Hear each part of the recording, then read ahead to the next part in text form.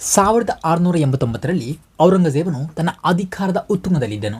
ಅವನು ಆಗಷ್ಟೇ ಮರಾಠರ ರಾಜ ಛತ್ರಪತಿ ಸಂಭಾಜಿ ಮಹಾರಾಜರನ್ನು ಮರಣದಂಡನೆಗೆ ಗುರಿ ಮಾಡಿದ್ದನು. ಆದರೆ ಒಬ್ಬ ಮಹಿಳೆ ಆತನ ದುರಹಂಕಾರವನ್ನು ಇಲ್ಲವಾಗಿಸಿದಳು. ಛತ್ರಪತಿ ಶಿವಾಜಿ ಮಹಾರಾಜರ ಇನ್ನೊಬ್ಬ ಮಗ ರಾಜಾರಾಮ್ ಮಹಾರಾಜರಿಗೆ ಆಶ್ರಯದ ಅಗತ್ಯವಿದ್ದಾಗ ಔರಂಗಜೇಬನ ಕೋಪಕ್ಕೆ ಹೆದರಿ ಭಾರತದ ಪ್ರತಿಯೊಬ್ಬ ರಾಜನೂ ಸಹ ಆಶ್ರಯ ನೀಡಲು ನಿರಾಕರಿಸಿದರು. ಆದರೆ ಅವರು ಕೆಳದಿಯ ರಾಣಿ ಚೆನ್ನಮ್ಮನವರ ಬಳಿ ಬಂದಾಗ ಆಕೆ ಕಿಂಚಿತ್ತೂ ಹಿಂಜರಿರಲಿಲ್ಲ.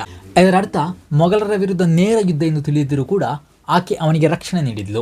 ಇದರಿಂದ ಕ್ರೋಧಗೊಂಡ ಔರಂಗಜೇಬ್ ತನ್ನ ಅತ್ಯುತ್ತಮ ಸೇನಾಪತಿಗಳ ನೇತೃತ್ವದಲ್ಲಿ ಕೆಳದಿಯ ರಾಜಧಾನಿಯಾದ ಬಿದನೂರನ್ನು ಧ್ವಂಸ ಮಾಡಲು ಬೃಹತ್ ಸೇನೆಯನ್ನೇ ಕಳುಹಿಸಿದ. ಆದರೆ ರಾಣಿ ಚೆನ್ನಮ್ಮ ಮೊಘಲರ ವಿರುದ್ಧ ಯುದ್ಧ ನೀತಿಯಂತೆ ಹೋರಾಡಲಿಲ್ಲ.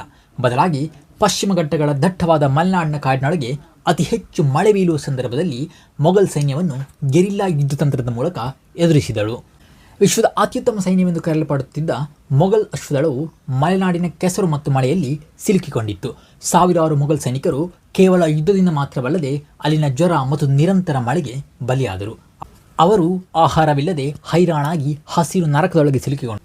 ಅಂತಿಮವಾಗಿ 1690ರಲ್ಲಿ ಶಕ್ತಿಯುತ ಮೊಘಲರು ಶರಣಾದರು.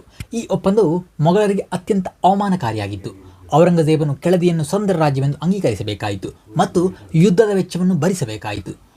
ಒಮ್ಮೆ ಔರಂಗಜೇಬ ಯಾರನ್ನು ಜಮೀನ್ದಾರರು ಎಂದು ಕರೆದಿದ್ದನೋ ಅದೇ ರಾಣಿ ಆ ಚಕ್ರವರ್ತಿಯನ್ನು ಮಣಿಸಿದ್ದಳು. ಆಕೆ ಮರಾಠ ರಾಜ್ಯವಂಶವನ್ನು ಉಳಿಸಿದ್ದಲ್ಲದೆ ದಕ್ಷಿಣದಲ್ಲಿ ಮೊಘಲರ ಅಹಂಕಾರವನ್ನು ಮುರಿದಿದ್ದಳು.